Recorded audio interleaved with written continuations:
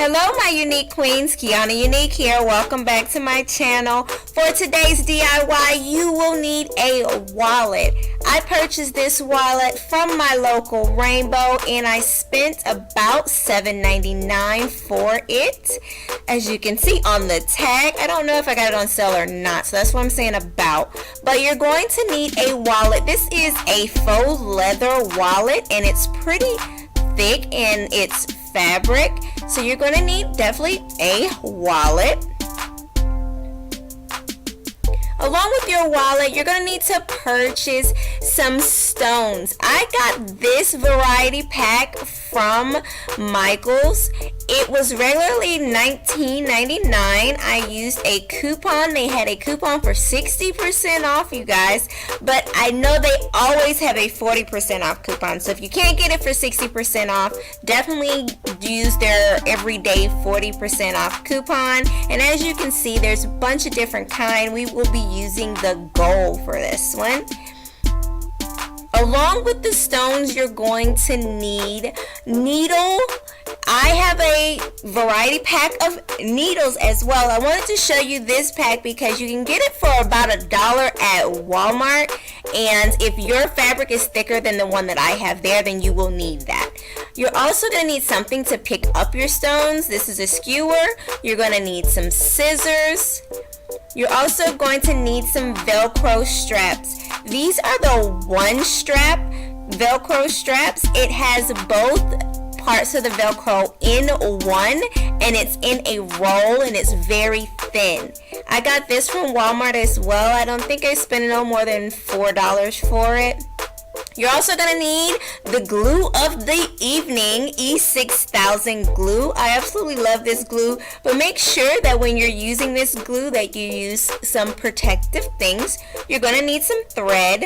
I have my glove. I also have a mask that I did not show and my belt. You're going to need something to hold it around your waist, and a black belt is what I'm using. I just grabbed it right out of my closet.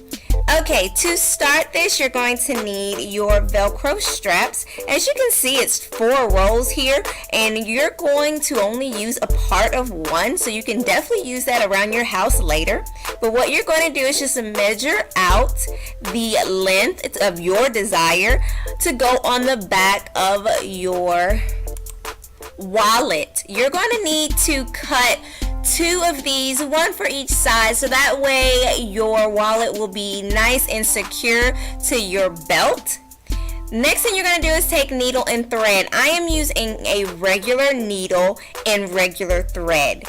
One thing that you want to make sure is that you're using the proper needle and thread for this project. Like I said, this is faux leather and it's quite thick, so I am struggling to push this needle through, but I used a regular size needle because I did not want it to puncture too large of holes in the back fabric portion of my wallet. I am not doing this in any particular sewing technique. I'm just simply pushing it through, and I'm just going to keep doing this until it's nice and secure. Right here I'm showing you how I secured it to the back.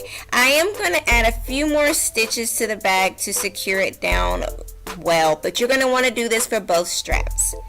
Next, the stones. This container came with a variety of size stones that look like pearls, almost like gold pearl shapes. So I wanted 3 different sizes of the pearl shape, and then in this rhinestone section there was a solid gold rhinestone look. I wanted to pull that out, and so I ended up with 4 different stones that I could decorate with. Now it's E6000 time. You want to make sure that you work in sections with this glue and always put the top on the glue. I am starting in a corner and I am not going in any particular pattern or order. I wanted to make it look very random, so I'm simply just kind of piecing them together the best way I see that it would go. And I noticed that the smaller stones were my filler stones, so I used much more of those than I did of the other stones. The larger ones were kind of like those popping pieces, but the small ones definitely were on there more, and it filled up the space very well. So I'm just going to continue to do this until the whole front half of the wallet is covered.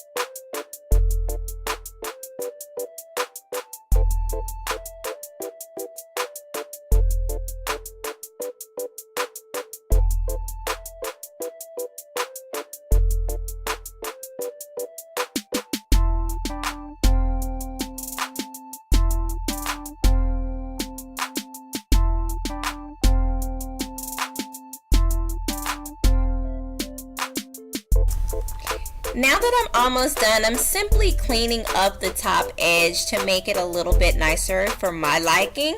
Once you are done, you want this to sit for 24 hours before you wear it. Now, I am just going to put on my belt and show you how to put the wallet onto the belt. It's really simple. You're going to loop your Velcro around. You can do this with the belt on or with the belt off, but I thought it would be easier for me to show you with the belt on. And after that, all you have to do is turn your belt around so that way it actually looks like a fanny pack. And that is it, you guys. You have a custom-made DIY blinged out fanny pack.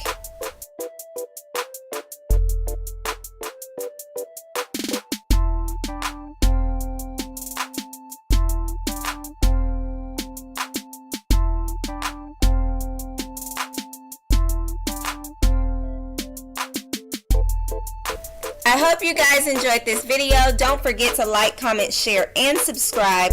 And as always, you guys, be unique. See you next week.